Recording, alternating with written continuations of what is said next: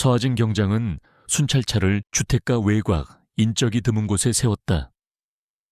평소보다 음산한 밤 공기가 뺨에 와 닿았다. 규정대로라면 파트너와 함께여야 했지만 오늘은 파트너인 박 경사가 급한 집안일로 병가를 낸 터라 부득이하게 혼자 순찰을 돌고 있었다. 물론 상부에는 보고했고 지원 요청 시 즉각 응답 가능한 상태임을 확인받았다. 그러나 이런 외딴 지역에서의 단독 순찰은 언제나 약간의 긴장감을 동반했다. 아지는 차에서 내려 주변을 살폈다. 낡은 빌라들이 그림자처럼 늘어서 있고 가끔씩 들려오는 고양이 울음소리가 밤의 정적을 갈랐다. 그녀는 허리춤의 무정이와 테이저건 그리고 삼단봉의 위치를 다시 한번 확인했다. 스스로를 과신하는 타입은 아니었지만 아지는 자신의 제압 능력과 위기 대처 능력에 자신이 있었다. 경찰학교 시절부터 각종 무술과 체포술에서 두각을 나타냈고 실전에서도 몇 번이나 위험한 순간을 넘겼던 경험이 그녀를 단련시켰다. 별일 없겠지. 혼잣말처럼 중얼거리며 손전등을 켜 어두운 골목길 안쪽을 비췄다. 그때였다. 갑자기 등 뒤에서 서너 개의 발소리가 동시에 들려왔다. 본능적으로 몸을 돌리려 했지만 이미 늦었다. 육중한 충격이 옆구리를 강타했고 숨이 턱 막히는 고통과 함께 아지는 바닥으로 쓰러졌다. 컥! 신음과 함께 시야가 잠시 흐릿해졌다. 재빨리 정신을 차리려 안간힘을 쓰는 사이 복면을 쓴 괴한들이 그녀를 둘러쌌다. 어림잡아 대여섯 명, 그들의 눈빛은 어둠 속에서도 번뜩이는 살기로 가득했다. 건방진 년, 우리 구역에서 뭘 캐고 다니는 거야. 한 놈이 낮게 으르렁거렸다. 아지는 옆구리의 통증을 애써 참으며 일어서려 했지만 다른 놈이 발로 그녀의 어깨를 강하게 내리찍었다. 움직이지 마. 오늘은 내년 제삿 날이니까. 절체절명의 위기. 아지는 공포를 느꼈지만 그보다 더 큰 것은 경찰로서의 사명감과 분노였다. 이대로 무력하게 당할 수는 없었다. 그녀는 방역의 기회를 노리며 최대한 침착하게 상황을 파악하려 애썼다. 놈들은 조직적으로 움직였고 일반적인 좀도둑 수준이 아니었다. 황룡파.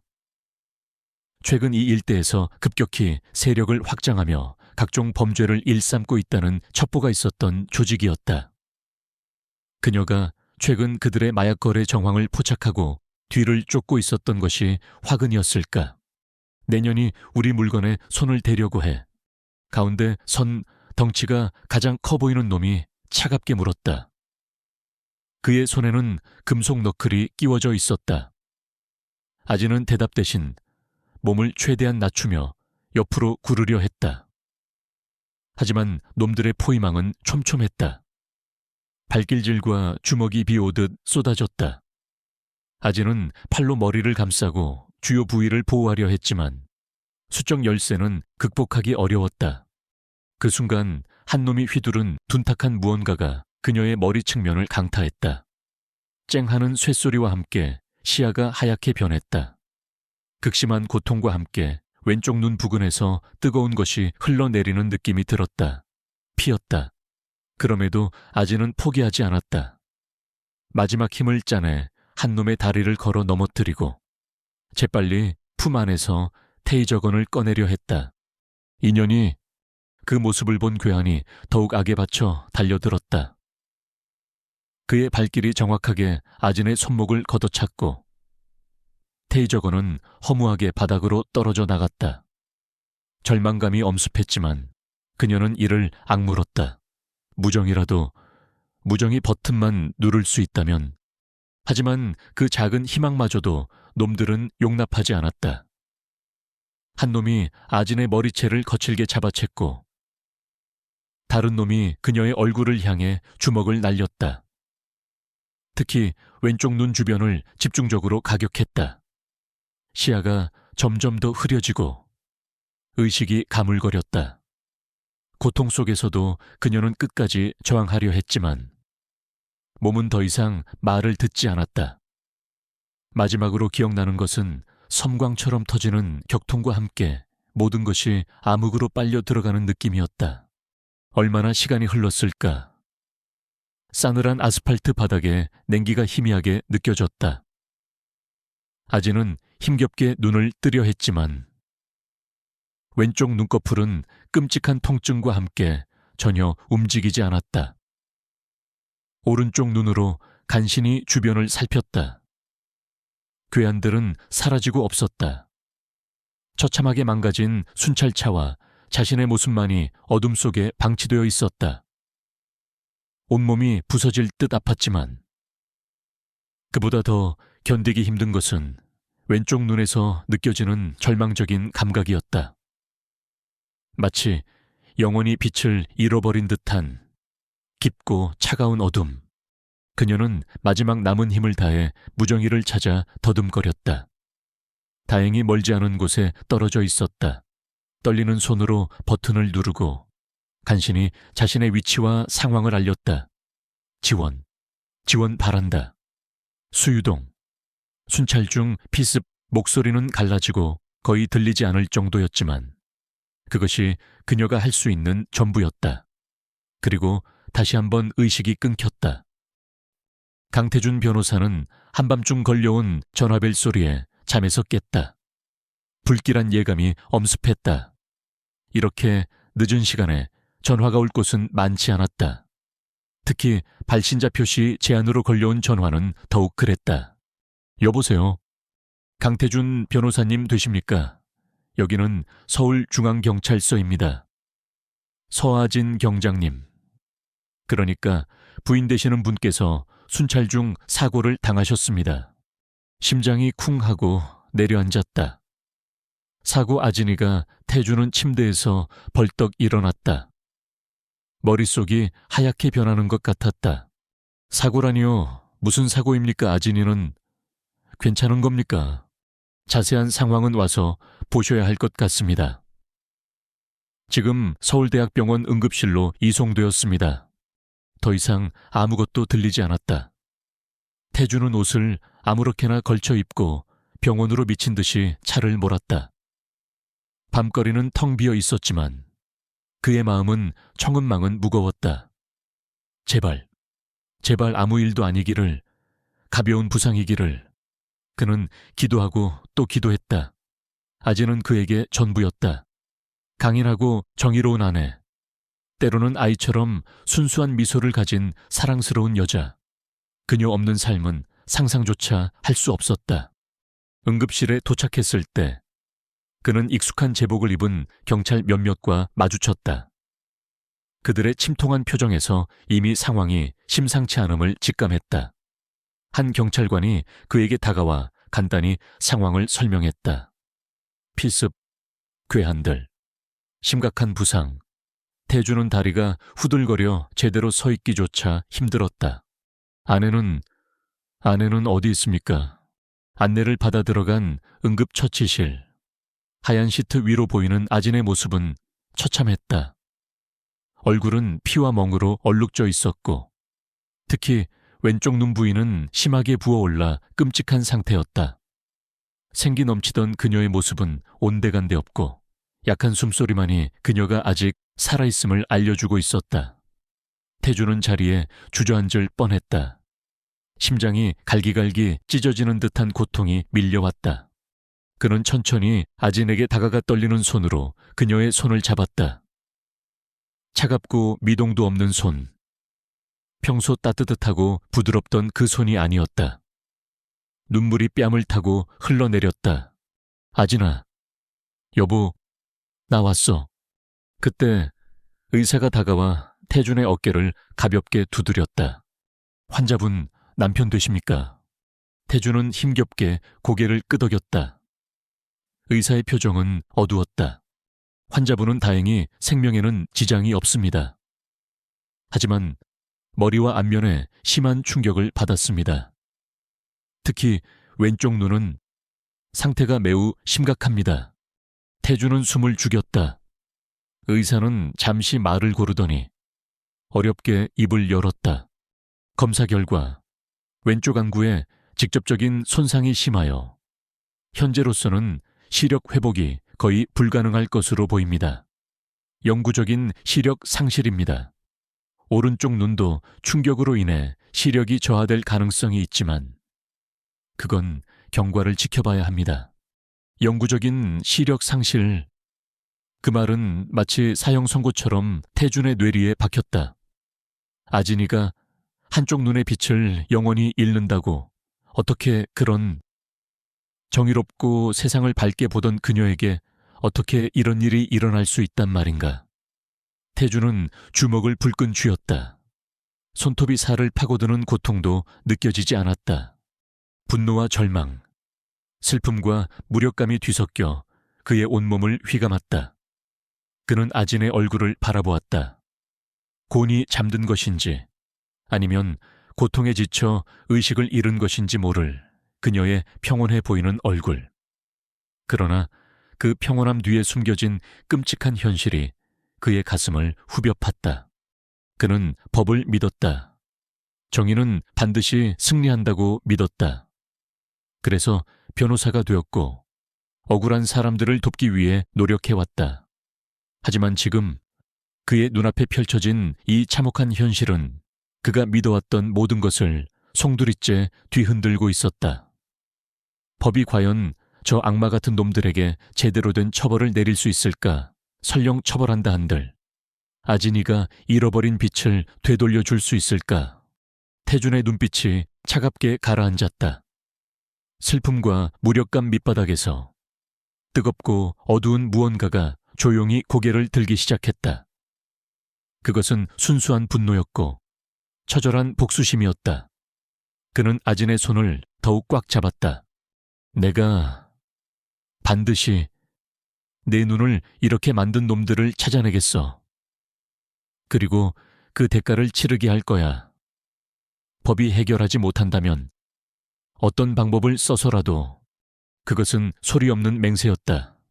어둠 속에서 피어난 차갑고도 단단한 결의였다. 정의로운 변호사 강태준의 마음 한구석에서 또 다른 무언가가 깨어나고 있었다. 시간은 강물처럼 흘러 일주일이 지났다. 서아진은 병원 침대에 누워 하얀 천장만 멍하니 바라보는 날이 많았다. 왼쪽 눈은 두꺼운 거즈로 덮여 있었고 오른쪽 눈으로 보는 세상은 이전보다 훨씬 어둡고 흐릿했다. 의사는 오른쪽 눈의 시력 저하도 외상 후 스트레스와 충격 때문일 수 있다고 했지만 영구적인 손상 가능성도 배제할 수 없다고 덧붙였다. 매일 아침 간호사가 거즈를 갈아줄 때마다 느껴지는 싸늘한 감각과 희미하게 비치는 빛조차 없는 암흑은 그녀에게 절망감을 안겨주었다. 육체적인 고통보다 더 견디기 힘든 것은 정신적인 괴로움이었다. 한때 누구보다 정의감 넘치고 활동적이던 자신이 이제는 작은 움직임 하나에도 남편 강태준의 도움을 받아야 하는 신세가 되었다는 사실이 그녀를 짓눌렀다. 밤마다 악몽에 시달렸다. 복면을 쓴 괴한들의 번뜩이는 눈빛, 무자비한 폭력. 그리고 마지막 순간의 섬광과 함께 찾아온 암흑. 꿈에서 깨어날 때면 온몸이 식은땀으로 젖어 있었고 심장은 격렬하게 뛰었다. 괜찮아. 아진아, 내가 옆에 있어. 그럴 때마다 태주는 그녀를 부드럽게 안아주며 다독였다. 그는 회사에 긴급 휴가를 내고 밤낮으로 아진의 곁을 지켰다. 아내의 식사를 챙기고 몸을 닦아주고 화장실 가는 것까지 부축했다. 한때 법정에서 냉철한 논리로 상대방을 압도하던 유능한 변호사의 모습은 온데간데 없고 오직 아내를 향한 절절한 사랑과 안타까움만이 남아있었다. 아진은 그런 태준을 보는 것이 더욱 괴로웠다. 자신 때문에 남편이 힘들어하는 것 같아 죄책감이 들었다. 나 때문에 당신까지 힘들게 해서 미안해. 어느 날 아진이 힘겹게 입을 열었다. 태준은 아진의 마른 손을 잡으며 부드럽게 말했다. 그런 말 하지 마. 당신은 내 아내고 내가 사랑하는 사람이야. 당신이 힘든 건 나도 힘든 거고 당신이 아픈 건 나도 아픈 거야. 우린 함께 이겨낼 수 있어. 그의 따뜻한 말에도 아진의 마음은 쉽게 풀리지 않았다. 특히 그녀를 절망하게 만드는 것은 경찰로서의 미래였다. 한쪽 눈의 시력을 완전히 잃고 다른 쪽 눈마저 온전치 못한 상태에서 과연 그녀가 다시 현장에 복귀할 수 있을까? 범인을 쫓고 시민을 보호하는 일을 다시 할 수 있을까? 답은 이미 정해져 있는 것 같았다. 그녀의 꿈, 그녀의 모든 것이었던 경찰이라는 이름이 점점 멀어져 가는 것을 느끼며 아진은 가슴이 미어지는 듯한 슬픔을 느꼈다. 한편 강태준은 아진을 간호하는 틈틈이 경찰서를 드나들며 사건 수사 진행 상황을 확인했다. 하지만 돌아오는 대답은 매번 똑같았다. 수사 중입니다. 최선을 다하고 있습니다. 담당 형사인 김 반장은 피곤한 얼굴로 태준을 맞이했지만 그의 말에서는 어떤 확신도 느껴지지 않았다. CCTV는 사건 현장 주변에 거의 없었고 그나마 있는 것들도 화질이 좋지 않아 용의자 식별이 어려웠다. 목격자도 나타나지 않았다. 아진이 마지막 힘을 다해 남긴 무전 내용 외에는 이렇다 할 단서가 없는 상황이었다. 태준은 답답함을 넘어 분노가 치밀어 올랐다. 황룡파 놈들 짓이 틀림없습니다. 최근 아내가 그놈들 마약거래 정황을 포착하고 뒤를 쫓고 있었어요. 태준이 수사 초기부터 주장했던 내용이었다. 하지만 경찰은 황룡파의 연루 가능성에 대해 미온적인 태도를 보였다. 증거가 없다는 이유였다. 강 변호사님, 심정은 이해하지만 저희도 증거 없이 특정 조직을 수사할 수는 없습니다. 섣불리 건드렸다가 역풍을 맞을 수도 있고요. 김 반장의 말은 틀린 것이 없었다. 하지만 태준은 그 이면에 다른 무언가가 있다고 느꼈다. 황룡파는 이미 이 지역 일대의 유흥가와 일부 사업체들을 장악하고 막강한 자금력을 바탕으로 세력을 키워가고 있었다. 그들의 영향력이 경찰 내부까지 미치고 있는 것은 아닐까 하는 의구심이 들었다.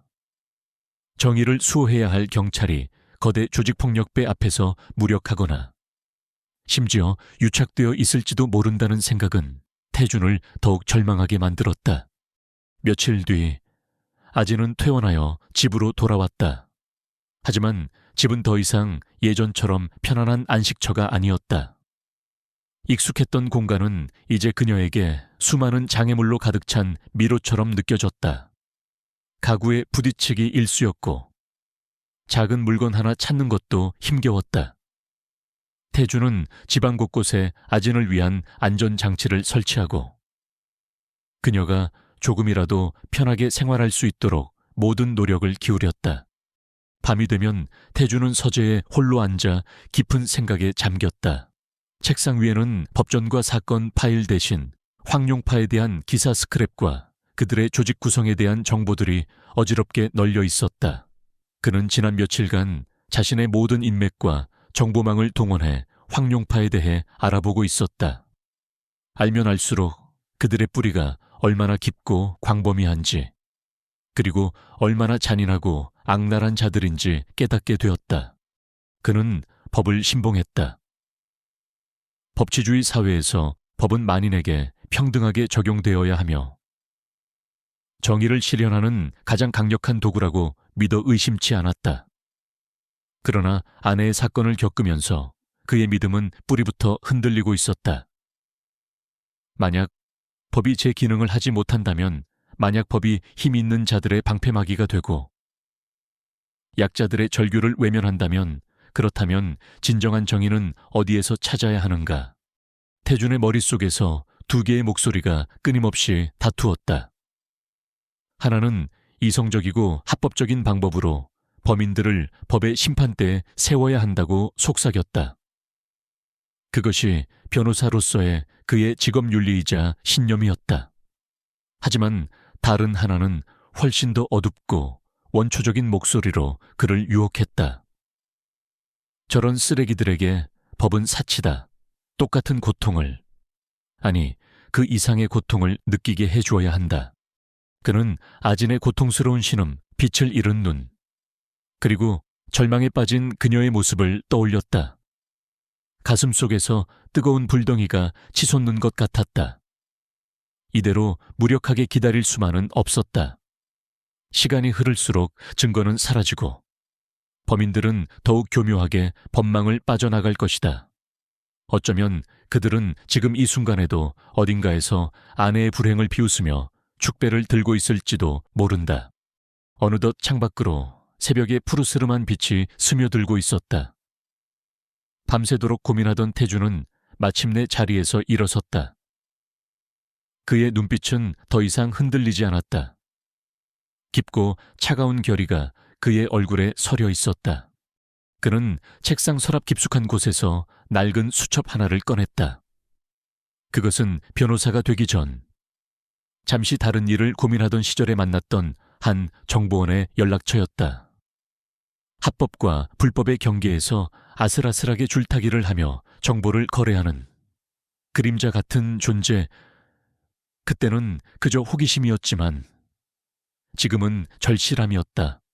수화기를 든 그의 손은 미세하게 떨리고 있었다. 이것은 돌아올 수 없는 강을 건너는 것과 같았다. 한번 발을 들여놓으면 다시는 예전의 강태준으로 돌아갈 수 없을지도 모른다. 하지만 그는 망설이지 않았다. 아진의 얼굴이 떠올랐기 때문이다. 여보세요. 수첩에 적힌 번호를 누르자 잠시 후 나지막하고 경계심 가득한 목소리가 흘러나왔다. 나 강태준이요. 당신의 도움이 필요하오. 그의 목소리는 낮고 단호했다. 법의 테두리 안에서 정의를 실현하려던 변호사 강태준은 이제 없었다. 아내를 위해, 그리고 짓밟힌 정의를 위해 그는 기꺼이 법의 뒷면, 그 어둡고 위험한 세계로 발을 내딛기로 결심한 것이다. 그의 가슴 속에는 오직 한 가지 목표만이 선명하게 타오르고 있었다. 황룡파, 그리고 아내를 그렇게 만든 놈들을 자신의 손으로 심판하겠다는 것. 며칠 후 강태준은 약속된 장소인 낡은 부둣가 창고로 향했다. 약속 시간은 자정. 스산한 바닷바람이 그의 옷깃을 파고들었다. 창고 안은 먼지와 퀴퀴한 냄새로 가득했고 희미한 정우 불빛만이 어둠을 간신히 밀어내고 있었다. 약속한 정보원은 아직 모습을 드러내지 않았다. 태주는 초조함을 감추고 주변을 경계하며 기다렸다. 법조계에서 잔뼈가 굵은 그였지만 이런 식의 만남은 처음이었다. 마치 범죄 영화의 한 장면 속에 들어와 있는 듯한 착각마저 들었다. 얼마나 지났을까? 창고 뒤편에서 그림자처럼 한 사내가 나타났다. 그는 40대 중반으로 보였고 평범한 인상이었지만 눈빛만은 날카롭게 빛나고 있었다. 그가 바로 태준이 연락한 정보원 박쥐라고 불리는 사내였다. 그는 합법과 불법의 경계를 넘나들며 정보를 캐내고 거래하는 것으로 아무께서는 제법 알려진 인물이었다. 강태준 변호사님. 박쥐가 먼저 입을 열었다. 그의 목소리는 낮고 조용했지만 왠지 모를 압박감이 느껴졌다. 그렇소. 내가 연락했소. 무슨 일로 저를 찾으셨는지. 변호사님 같은 분이 저 같은 사람에게 볼 일이 있을 줄은 몰랐습니다만. 박쥐는 의문스러운 눈빛으로 태준을 셔츠부터 구두까지 훑어보았다. 태준은 단도직입적으로 본론을 꺼냈다. 황룡파에 대해 알고 싶소. 그놈들 조직 구성, 주요 사업, 그리고 최근 있었던 여경 피습 사건의 배후까지.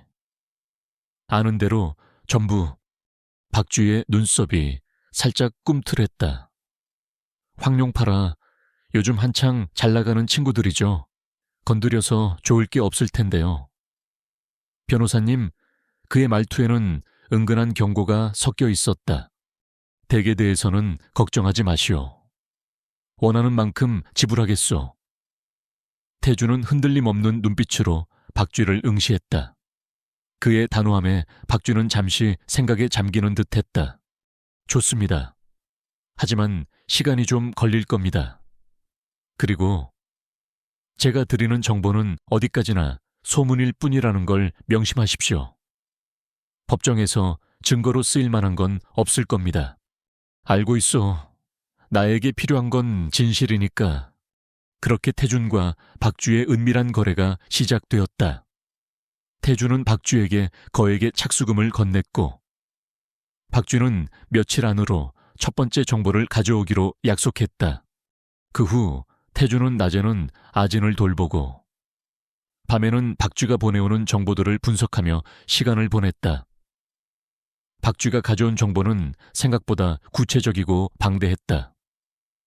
황룡파의 두목은 조철룡이라는 자로 잔인하고 냉혹한 성격에 사업 수완도 뛰어나 조직을 단기간에 급성장시킨 인물이었다. 그들은 유흥업소 운영, 불법 도박장, 사채업뿐만 아니라 최근에는 마약 밀매에도 손을 대고 있다는 정황이 포착되었다. 아진을 공격한 놈들은 황룡파의 행동대원들로 조철룡의 직속 부하들이었다. 그들은 주로 조직의 더러운 일을 처리하는 해결사 역할을 하고 있었다. 태주는 밤늦도록 서재에서 컴퓨터와 씨름했다. 그의 날카로운 분석력과 법률 지식은 이런 어둠의 정보들을 다루는 데에도 유용하게 적용되었다. 그는 황룡파가 운영하는 유흥업소들의 사업자 등록 정보, 세금 납부 내역, 거래 은행 계좌 등을 샅샅이 뒤졌다. 합법을 가장한 불법적인 자금 흐름의 흔적들이 조금씩 그의 눈에 들어오기 시작했다. 첫 번째 타겟은 황룡파의 주요 자금줄 중 하나인 대형 룸살롱 골드 드래곤이었다. 태주는 익명의 제보 형식을 빌려 골드 드래곤의 소방 안전 관리 부실, 미성년자 고용 의혹, 탈세 정황 등을 관련 기관에 신고했다. 처음에는 단순한 민원 정도로 취급되던 사건들은 태준이 교묘하게 흘린 추가 증거들과 여론몰이로 인해 점점 커지기 시작했다. 결국 관계당국의 대대적인 단속이 시작되었고 골드 드래곤은 영업 정지 처분을 받게 되었다. 비슷한 시기에 황룡파 조직원 몇몇이 과거에 저질렀던 사소한 폭행 사건이나 교통법규 위반 등으로 갑작스럽게 경찰 조사를 받거나 벌금형을 선고받는 일들이 연이어 발생했다. 대부분 공소시효가 얼마 남지 않았거나 증거 불충분으로 묻힐 뻔했던 사건들이었다. 하지만 누군가가 결정적인 증거나 증인을 다시 찾아내면서 사건이 재점화된 것이다. 물론 그 배후에는 태준의 치밀한 계산과 박쥐의 정보력이 있었다. 이런 일련의 사건들은 황룡팩에 직접적인 타격을 줄 정도는 아니었지만 조직 내부에 미묘한 동요를 일으키기에는 충분했다. 자신들이 모르는 어떤 힘이 조직을 흔들고 있다는 불안감이 퍼지기 시작한 것이다. 황룡파의 아지트인 한적한 외곽의 빌라. 두목 조철룡은 심기가 매우 불편한 표정으로 담배 연기를 길게 내뿜었다. 그의 앞에는 행동대장 격인 최 실장이 긴장한 얼굴로 서 있었다. 그래서 이 모든 게 그냥 우연이란 말이냐. 조철룡의 목소리는 낮았지만 살기가 느껴졌다. 죄송합니다. 형님. 하지만 정말로 이상합니다. 갑자기 세무조사가 들어오질 않나. 소방 단속에 걸리질 않나. 밑에 애들 몇 놈은 옛날 일로 경찰서 들락거리고 있습니다. 마치 누가 우리를 타겟으로 잡고 장난치는 것 같습니다. 조철룡은 미간을 찌푸렸다. 장난 이 바닥에서 그런 장난을 치는 놈이 있다면 목숨이 2개라도 모자랄 텐데. 그는 최근 일련의 사건들이 단순한 우연이 아님을 직감했다. 누군가가 그것도 아주 치밀하고 계획적으로 자신들의 조직을 건드리고 있었다. 서 경장 건은 어떻게 됐어? 그 계집년 아직도 병원에 있나? 네. 형님.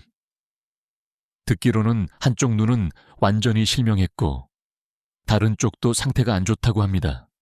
아마 경찰 일은 다시 하기 힘들 겁니다. 조철용은 만족스러운 듯 입꼬리를 살짝 올렸다. 감히 우리 일에 끼어들면 어떻게 되는지 똑똑히 보여줬어야지. 그년 남편이 변호사라던데. 혹시 그놈 짓인가? 최 실장은 고개를 저었다. 아직까지 별다른 움직임은 없는 것 같습니다. 그냥 충격받고 아내 병수발이나 하고 있겠죠. 그런 좀생이 변호사가 우리를 상대로 뭘 할 수 있겠습니까? 조철용은 잠시 생각에 잠겼다. 변호사, 법을 다루는 자. 어쩌면 자신들이 생각하는 것보다 더 귀찮은 존재일 수도 있었다. 하지만 그는 이내 고개를 저었다. 아무리 변호사라고 해도 일개 개인이 거대한 황룡파를 상대로 무엇을 할 수 있겠는가? 그는 자신의 힘을 과신하고 있었다. 일단 주변을 더 잘 살펴봐. 그리고 그 계집년 남편 놈도 주시하고 혹시라도 헛짓거리하면 바로 보고해. 네. 알겠습니다. 형님, 최 실장이 물러나자 조철용은 다시 깊은 생각에 잠겼다. 가슴속에서 불길한 예감이 스멀스멀 피어오르는 것을 애써 무시하려 했지만 쉽지 않았다. 그는 창밖의 어둠을 노려보며 중얼거렸다. 어떤 놈인지는 몰라도 감히 황룡파를 건드린 대가는 반드시 치르게 될 것이다. 한편 강태준은 서재에서 밤을 새우고 있었다. 그의 얼굴은 피곤했지만 눈빛만은 형형하게 빛나고 있었다.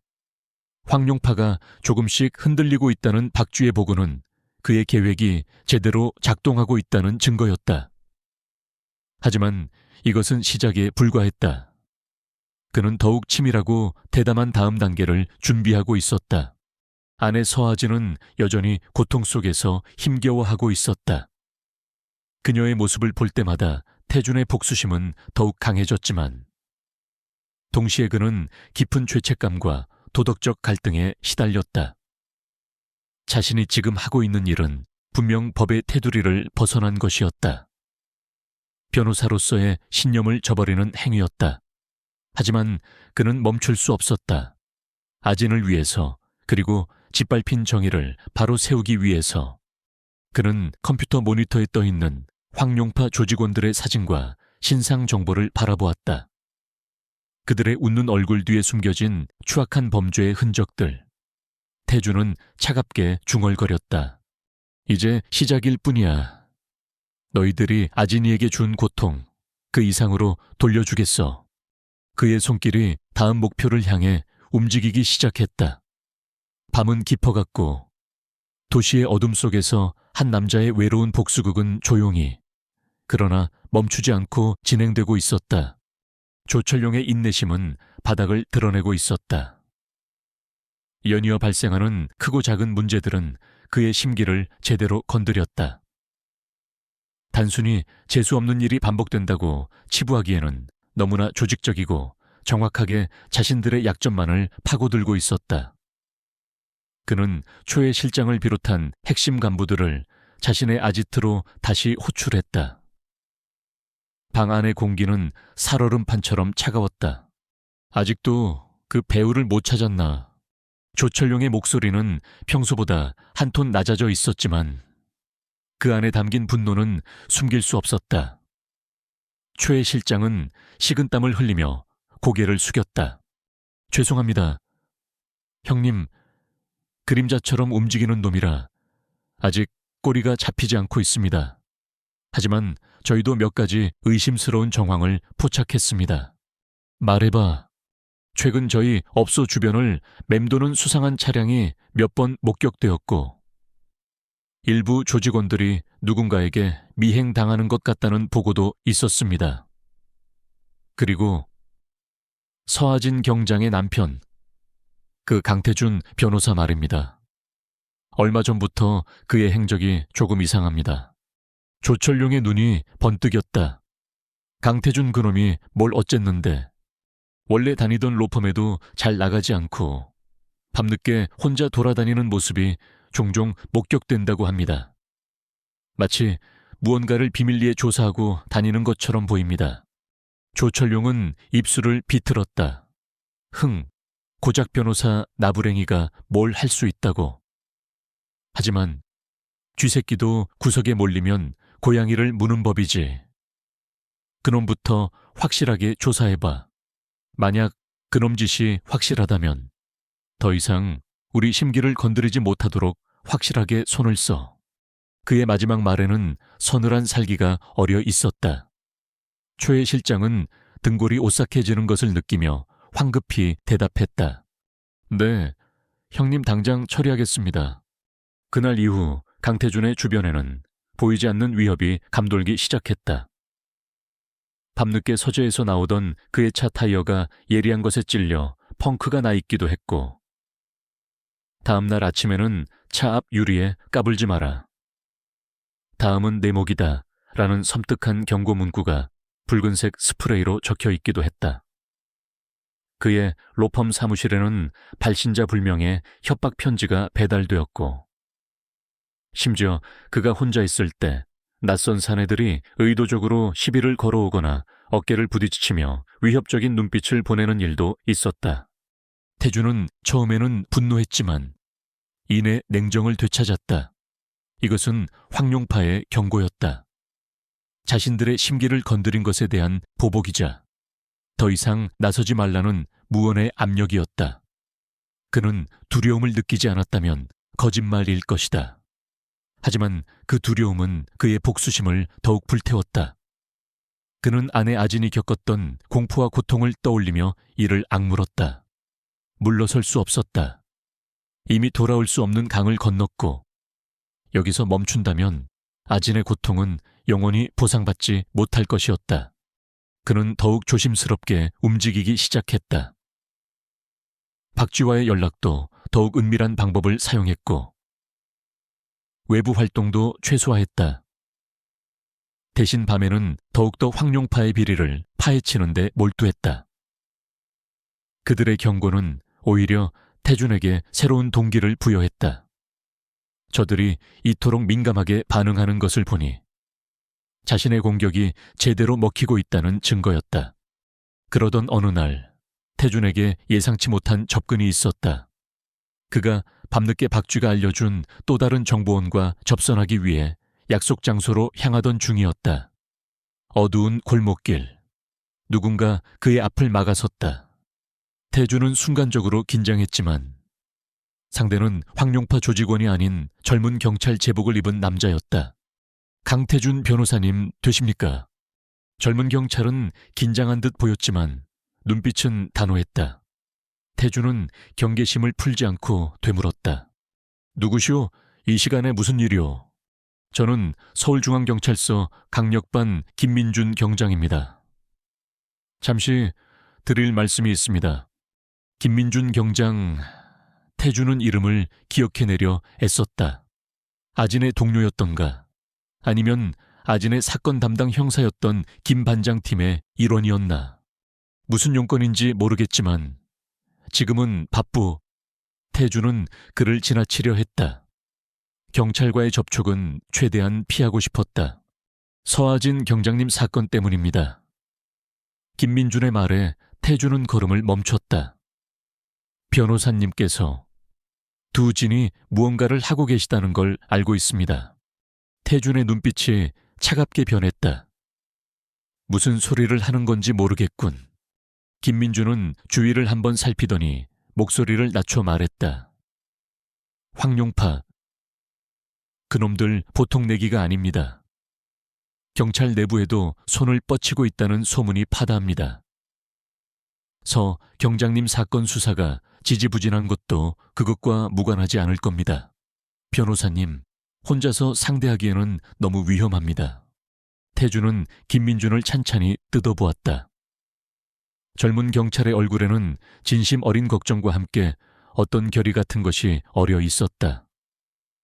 그는 왜 자신에게 이런 말을 하는 것일까? 함정일까? 나를 미행한 건가? 아닙니다. 하지만 변호사님의 최근 행적에 대해 몇 가지 이야기를 들었습니다. 그리고 저도 서 경장님 같은 훌륭한 선배가 그런 일을 당한 것에 대해 분노하고 있습니다. 경찰로서 아무것도 하지 못하고 있다는 사실에 무력감을 느끼기도 하고요. 김민주는 주먹을 불끈 쥐었다. 그의 눈에는 젊은 경찰의 순수한 정의감이 빛나고 있었다. 그래서 내게 뭘 원하는 거요? 제가 도울 수 있는 일이 있을지도 모릅니다. 물론 합법적인 테두리 안에서 말입니다. 황룡파에 대한 정보나 수사 진행 상황에 대해 비공식적으로 드릴 수 있는 말씀이 있을지도 모릅니다. 태주는 잠시 침묵했다. 김민준의 제안은 분명 위험한 것이었다. 만약 그가 자신을 속이려 한다면 모든 계획이 수포로 돌아갈 수도 있었다. 하지만 그의 눈빛은 거짓을 말하고 있는 것 같지 않았다. 어쩌면 그는 정말로 자신에게 필요한 조력자가 될 수도 있었다. 혼자서 모든 것을 감당하기에는 점점 버거워지고 있었던 것도 사실이었다. 생각할 시간을 좀 주시오. 그리고 오늘 일은 없었던 걸로 합시다. 태주는 그렇게 말하고 어둠 속으로 사라졌다.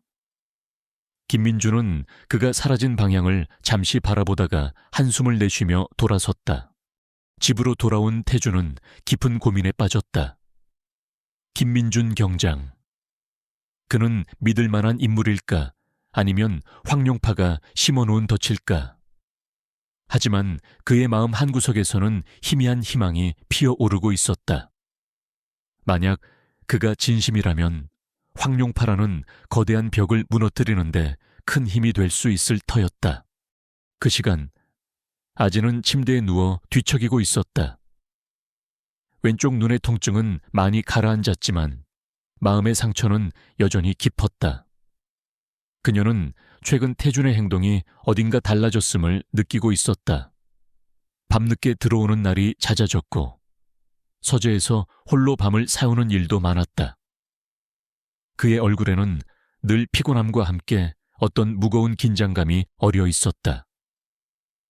그녀는 태준이 자신 몰래 무언가 위험한 일을 하고 있는 것은 아닌지 불안했다. 하지만 차마 물어볼 용기가 나지 않았다. 그가 자신을 위해 애쓰고 있다는 것을 알기에 더 이상 그에게 짐이 되고 싶지 않았다. 여보, 괜찮아요. 잠든 줄 알았던 아진이 작은 목소리로 물었다. 태주는 서재에서 막 나와 그녀의 침실로 들어서던 참이었다. 응, 깼어, 미안해. 시끄럽게 했나 보네. 태주는 애써 밝은 표정을 지으며 아진의 이마를 쓰다듬었다. 아니에요. 그냥 당신 얼굴이 안 좋아 보여서요. 요즘 많이 힘들죠. 아진의 오른쪽 눈이 걱정스럽게 그를 바라보았다. 태주는 가슴이 아팠다. 그는 아진을 속이고 싶지 않았지만 진실을 말할 수도 없었다. 그는 아진의 손을 잡고 부드럽게 말했다. 괜찮아. 조금 바쁜 일이 있어서 그래. 당신은 아무 걱정 말고 몸조리나 잘해. 다 잘 될 거야. 아진은 더 이상 묻지 않았다. 하지만 그녀의 마음속 불안감은 쉽게 가시지 않았다. 태준 역시 아진의 눈빛에서 그녀가 무언가를 감지하고 있음을 느꼈다. 그는 아진을 위험에 빠뜨리지 않기 위해서라도 더욱 신중하고 철저하게 계획을 실행해야 한다고 다짐했다. 황룡파의 압박은 거세지고 있었고 시간은 그의 편이 아니었다. 며칠간의 깊은 고민 끝에 강태준은 김민준 경장과 다시 접촉하기로 결심했다. 위험 부담이 있었지만 현재로서는 그의 도움이 절실했다. 황룡파의 압박은 점점 거세지고 있었고 혼자서는 그들의 거대한 조직망을 파헤치는 데 한계가 있었다. 태주는 박쥐를 통해 김민준에게 은밀히 연락을 취했고 두 사람은 인적이 드문 공원 벤치에서 다시 만났다. 나를 믿기로 한 건가요? 변호사님, 김민준이 먼저 입을 열었다. 그의 눈빛에는 긴장감과 함께 일말의 기대감이 서려 있었다. 태주는 고개를 끄덕였다. 김 경장, 당신이 내게 어떤 정보를 줄 수 있는지, 그리고 내가 당신을 어디까지 믿어야 할지 아직 모르겠소. 하지만 지금 내게는 지푸라기라도 잡고 싶은 심정이오. 김민주는 태준의 솔직한 말에 오히려 마음이 놓이는 듯했다. 그는 주변을 한번 둘러본 후 낮은 목소리로 말했다. 황용파, 그놈들은 저희 경찰서 내부에도 검은 손을 뻗치고 있습니다. 정확한 증거는 없지만 몇몇 간부들이 그들과 정기적으로 접촉하고 있다는 소문이 있습니다. 특히 최근 서 경장님 사건 관련해서는 윗선에서 수사를 적극적으로 하지 말라는 암묵적인 압력이 있다는 이야기도 들었습니다. 태준의 미간이 찌푸려졌다. 예상은 했지만 직접 들으니 더욱 참담한 심정이었다. 그렇다면 경찰을 통해서는 황용파를 잡는 것이 거의 불가능하다는 이야기군. 현실적으로는 그렇습니다. 하지만 방법이 전혀 없는 것은 아닙니다. 김민주는 잠시 망설이다가 말을 이었다. 황용파가 최근 대규모 마약 밀거래를 준비하고 있다는 첩보가 있습니다. 아직 구체적인 날짜나 장소는 파악되지 않았지만 만약 그 현장을 덮칠 수만 있다면 빼도 박도 못하는 증거를 확보할 수 있을 겁니다. 그렇게 되면 경찰 내부의 비호 세력도 더 이상 그들을 감싸주기 어려워질 테고요. 대규모 마약 밀거래. 태준의 눈빛이 날카롭게 빛났다. 이것이 바로 그가 찾던 결정적인 한 방이 될 수도 있었다. 그 첩보의 출처는 확실한 건가? 제 정보원이 목숨을 걸고 빼낸 정보입니다. 신뢰할 만합니다. 김민주는 단호하게 말했다. 제가 그들의 다음 움직임에 대해 추가 정보를 얻게 되면 변호사님께 전달해 드리겠습니다. 하지만 그 이후에는 변호사님의 능력을 믿을 수밖에 없습니다. 저는 현직 경찰로서 직접적인 행동에는 제약이 많으니까요. 태준은 김민준의 눈을 똑바로 바라보았다. 젊은 경찰의 눈에는 진심이 담겨 있었다. 그는 김민준의 어깨를 두드리며 말했다. 고맙소. 김 경장, 당신의 용기가 헛되지 않도록 하겠소. 그 후 태준은 박쥐와 김민준을 통해 얻은 정보들을 종합하며 황용파의 실체를 더욱 깊숙이 파고들었다. 마치 복잡한 퍼즐 조각을 맞추듯 그는 황용파의 자금 흐름, 조직 내 인물 관계, 그리고 그들의 검은 커넥션까지 상세하게 그려낼 수 있었다. 조철용은 단순한 조폭두목이 아니었다. 그는 합법적인 사업체를 여러 개 운영하며 막대한 자금을 세탁했고 그 자금으로 정계와 재계, 심지어 법조계 일부 인사들까지 관리하고 있었다. 그야말로 거대한 범죄 네트워크의 정점에 서 있는 인물이었다. 태준은 특히 황용파의 자금 세탁 통로에 주목했다. 그들은 여러 개의 유령 회사를 통해 복잡하게 자금을 이동시키고 있었는데 그 중심에는 조철용의 오랜 친구이자 황용파의 자금 관리책인 윤 사장이라는 인물이 있었다. 만약 윤 사장을 무너뜨릴 수 있다면 황용파의 자금줄을 막고 조직 전체를 흔들 수 있을 것이라는 판단이 섰다. 그리고 마침내 김민준으로부터 결정적인 정보가 전달되었다. 황용파가 다음 주 금요일 밤 인천항을 통해 대량의 필로폰을 밀수입할 계획이라는 것이었다. 거래 규모는 수백억 원대에 달했고 성공한다면 황용파의 세력은 걷잡을 수 없이 커질 터였다. 태준은 서재에 대형 화이트보드 앞에 섰다. 화이트보드에는 황용파의 조직도, 관련 인물들의 사진, 자금 흐름도, 그리고 인천항 밀수 계획에 대한 정보들이 빼곡하게 적혀 있었다.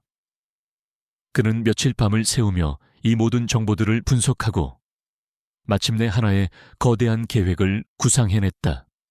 그것은 단순히 밀수 현장을 덮치는 것 이상의 훨씬 더 복잡하고 대담한 작전이었다. 황용파의 내부 분열을 유도하고 그들의 검은 커넥션을 만천해 폭로하며 조철룡을 스스로 무너지게 만드는 그야말로 법의 뒷면을 이용한 치밀한 복수극이었다. 그의 계획은 여러 단계로 구성되어 있었다. 첫째, 밀수 정보를 경쟁 조직에 흘려 그들 간의 다툼을 유도한다. 둘째, 자금 관리책인 윤 사장의 비리 증거를 확보하여 그를 압박하고 조철용과의 관계를 틀어지게 만든다. 셋째, 언론과 접촉하여 황룡파의 비리를 폭로할 준비를 한다.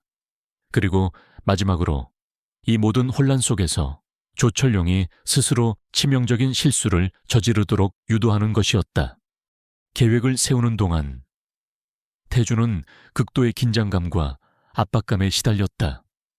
한순간의 실수도 용납되지 않는 살얼음판을 걷는 듯한 시간이었다. 하지만 아진의 얼굴을 떠올릴 때마다 그의 결의는 더욱 단단해졌다. 아진은 퇴원 후 꾸준한 재활 치료를 통해 조금씩 기력을 회복하고 있었다. 왼쪽 눈은 여전히 보이지 않았지만 오른쪽 눈의 시력은 다행히 조금씩 돌아오고 있었다. 그녀는 태준이 자신을 위해 얼마나 애쓰고 있는지 어렴풋이 느끼고 있었다. 그의 지친 얼굴과 밤늦도록 꺼지지 않는 서재의 불빛이 모든 것을 말해주고 있었다. 어느 날 밤, 아진은 잠 못 이루고 뒤척이다가 조용히 태준의 서재로 향했다. 문틈으로 새어나오는 불빛 아래 태준은 무언가에 깊이 몰두해 있었다. 그의 등은 무겁게 휘어져 있었고 얼굴에는 수심이 가득했다. 여보, 아진의 작은 목소리에 태준이 놀란 듯 돌아보았다. 아진아, 아직 안 잤어. 아진은 태준에게 다가가 그의 손을 잡았다. 당신 너무 무리하는 거 아니에요. 얼굴이 반쪽이 됐어요. 태준은 아진의 손을 마주 잡으며 희미하게 웃었다. 괜찮아. 거의 다 끝나가. 무슨 일을 하는지는 모르겠지만 위험한 일은 아니죠. 아진의 눈빛이 불안하게 흔들렸다. 그녀는 태준이 자신 때문에 위험에 빠지는 것을 원치 않았다. 태준은 아진을 부드럽게 안았다. 걱정하지 마. 내가 다 알아서 할 수 있어. 당신은 그냥 나를 믿고 기다려주면 돼. 조금만 더 기다리면 모든 게 제자리로 돌아올 거야. 그의 목소리에는 강한 확신이 담겨 있었다. 아진은 더 이상 묻지 않았다. 그저 남편의 등을 가만히 토닥여줄 뿐이었다. 그녀는 그가 어떤 길을 걷고 있든 그의 선택을 믿고 지지하기로 마음먹었다. 한편 조철용은 연이은 불운과 조직 내부의 뒤숭숭한 분위기에 점점 더 신경질적으로 변해가고 있었다. 그는 자신을 괴롭히는 보이지 않는 적의 존재를 확신했고 반드시 그놈을 찾아내 갈기갈기 찢어 죽이겠다고 벼르고 있었다. 그의 분노는 극에 달해 있었고 그로 인해 판단력마저 흐려지고 있었다. 그는 최 실장을 닥달하며 더욱 무리한 요구를 하기 시작했고 이는 조직 내부에 불만을 키우는 결과를 낳았다. 조철용은 자신도 모르는 사이에 강태준이 짜놓은 거대한 거미줄 속으로 점점 더 깊이 빠져들고 있었다. 결전의 날, 금요일 밤, 인천항 제3부두는 짙은 어둠과 바다 안개에 휩싸여 있었다. 평소라면 인적이 드물 시간이었지만 오늘 밤 이곳은 보이지 않는 긴장감으로 가득 차 있었다. 강태준의 치밀한 계획이 마침내 실행되는 밤이었다. 첫 번째 움직임은 태준이 박쥐를 통해 흘린 정보로부터 시작되었다. 황룡파의 대규모 마약 밀수 계획은 정확한 시간과 장소까지 명시되어 경쟁 조직인 흑사파의 귀에 들어갔다. 흑사파는 최근 황룡파와의 세력 다툼에서 밀리며 와신상담하던 중 이번 기회를 통해 황룡파에게 치명타를 안기고 자신들의 영역을 되찾으려 했다. 흑사파 조직원 수십 명이 무기를 숨긴 채 부두 주변에 매복했다. 예정된 시각 황룡파의 조직원들이 필로폰을 실은 것으로 추정되는 컨테이너를 비밀리에 옮기기 시작했을 때 어둠 속에서 흑사파 조직원들이 일제히 덮쳤다. 황룡파 개새끼들, 오늘이 내 놈들 제삿날이다. 쇠파이프와 강목이 부딪히는 둔탁한 소리. 비명과 고함이 뒤섞여 부두는 순식간에 아수라장으로 변했다. 전혀 예상치 못한 습격에 황룡파 조직원들은 당황했지만 이내 격렬하게 저항하기 시작했다. 양 조직 간의 처절한 난투극은 마치 전쟁터를 방불케 했다. 강태준은 이 모든 상황을 멀리 떨어진 안전한 곳에서 박쥐가 설치한 소형 드론 카메라를 통해 실시간으로 지켜보고 있었다. 그의 얼굴에는 어떤 감정도 드러나지 않았다. 같은 시각 황룡파의 자금 관리책인 윤 사장은 자신의 고급 아파트에서 초조하게 누군가를 기다리고 있었다. 며칠 전 그는 익명의 제보자로부터 자신이 관리하던 황룡파의 비자금 일부를 횡령했다는 증거와 함께 조철용에게 모든 것을 폭로하겠다는 협박을 받았다. 실제로 그는 조철용 몰래 비자금의 일부를 빼돌려 해외로 도피할 계획을 세우고 있었다. 제보자는 그에게 조철용을 배신하고 자신이 갖고 있는 황룡파의 모든 회계장부와 검은 커넥션에 대한 자료를 넘기면 그의 횡령 사실을 덮어주고 안전하게 해외로 도피할 수 있도록 도와주겠다고 제안했다. 윤 사장은 고민 끝에 제안을 받아들이기로 했고 오늘 밤 그 제보자와 만나기로 한 것이다. 물론 그 제보자는 강태준이 고용한 대리인이었다. 얼마 후 윤 사장의 아파트에 초인종이 울렸다. 하지만 문을 열고 들어선 것은 제보자가 아닌 살기등등한 표정의 조철용과 그의 부하들이었다. 윤 사장, 오랜만이네. 요즘 안색이 안 좋아 보여. 조철용이 차갑게 말했다. 그의 손에는 윤 사장이 횡령한 자금 내역과 해외 도피 계획이 담긴 서류가 들려 있었다. 강태준이 조철용에게 친절하게도 익명으로 제보한 것이었다. 윤 사장은 얼굴이 하얗게 질렸다. 형님, 이건 오해입니다. 오해. 조철용은 비웃음을 터뜨렸다. 내 돈을 빼돌려서 외국으로 튈 생각이었던 게 오해라고. 이 개새끼가 감히 나를 배신해. 분노에 찬 조철용의 발길질이 윤 사장의 복부를 강타했다. 윤 사장은 비명을 지르며 쓰러졌고 조철용의 부하들이 그를 무자비하게 폭행하기 시작했다. 황룡파 내부의 신뢰는 그렇게 산산조각 나고 있었다. 한편 김민준 경장은 강태준이 제공한 결정적인 증거들을 토대로 상부의 황룡패에 대한 전면적인 수사를 강력하게 요청했다.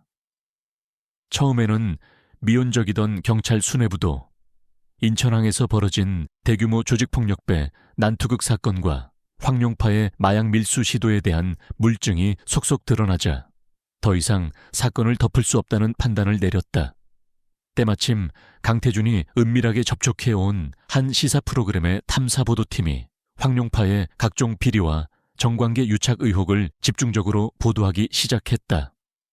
탈세, 불법 도박장 운영, 폭력 행위, 그리고 마약 밀매까지 황룡파의 추악한 실체가 만천에 드러나면서 여론은 들끓었고 경찰은 더 이상 수사를 미룰 수 없는 상황에 직면했다.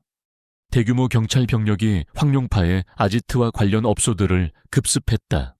저항하는 조직원들은 현장에서 체포되었고 각종 불법 무기와 마약, 그리고 비밀 장부들이 압수되었다.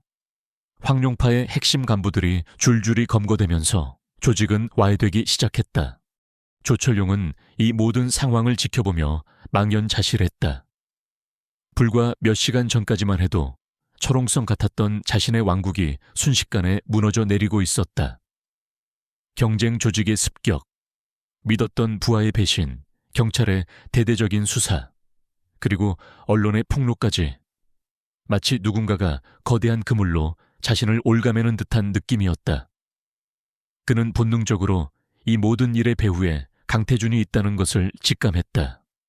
그 좀생이 같던 변호사가 이렇게 치밀하고 무서운 계획을 꾸몄으리라고는 상상조차 하지 못했다. 강태준, 그 개자식. 조철용은 최후의 발악을 하기로 결심했다. 그는 남은 부하들을 이끌고 강태준을 찾아 나섰다. 그를 죽이고 자신도 끝장낼 생각이었다. 하지만 그의 움직임은 이미 강태준의 손바닥 안에 있었다. 김민준 경장이 이끄는 경찰 병력이 조철용의 예상 도주로와 은신처를 미리 차단하고 기다리고 있었던 것이다. 결국 조철용은 한 폐건물에서 경찰에 포위되었다. 격렬한 총격전 끝에 그의 부하들은 모두 사살되거나 생포되었고 조철용 자신도 다리에 총상을 입고 체포되었다. 수갑이 채워지는 순간 그의 눈에는 허탈함과 분노 그리고 뒤늦은 후회가 뒤섞여 있었다. 그는 마지막으로 허공을 향해 외쳤다. 강태준 내놈이 이겼다고 생각하지 마라. 내가 나가서 반드시. 하지만 그의 외침은 공허하게 흩어질 뿐이었다. 모든 것이 끝난 후 강태준은 자신의 서재 창가에 서서 새벽이 밝아오는 도시를 바라보았다. 그의 얼굴에는 깊은 피로감과 함께 복잡한 감정이 교차했다. 복수는 끝났다. 황룡파는 괴멸했고 조철용은 법의 심판을 받게 될 것이다. 아진을 그렇게 만든 놈들은 모두 대가를 치렀다. 하지만 그의 마음은 기쁨보다는 허탈함과 씁쓸함으로 가득 차 있었다. 그는 자신이 걸어온 길이 과연 옳은 것이었는지 자문했다. 법의 뒷면을 이용한 그의 복수는 또 다른 형태의 불법은 아니었을까. 그때 그의 어깨에 누군가의 손이 가만히 놓였다. 돌아보니 아진이 걱정스러운 눈빛으로 그를 바라보고 있었다. 그녀는 모든 것을 알고 있다는 듯 아무 말 없이 그의 손을 잡아주었다. 그 따뜻한 온기에 태주는 비로소 자신이 혼자가 아니라는 것을 깨달았다. 그의 복수는 끝났지만 그의 삶은 아직 끝나지 않았다. 이제 그는 아진과 함께 새로운 길을 걸어가야 했다. 그 길이 어떤 모습일지는 알 수 없었지만 더 이상 어둠 속을 헤매지는 않으리라 다짐했다. 그로부터 몇 달의 시간이 흘렀다. 황룡파의 몰락은 대한민국 사회에 큰 파장을 일으켰다.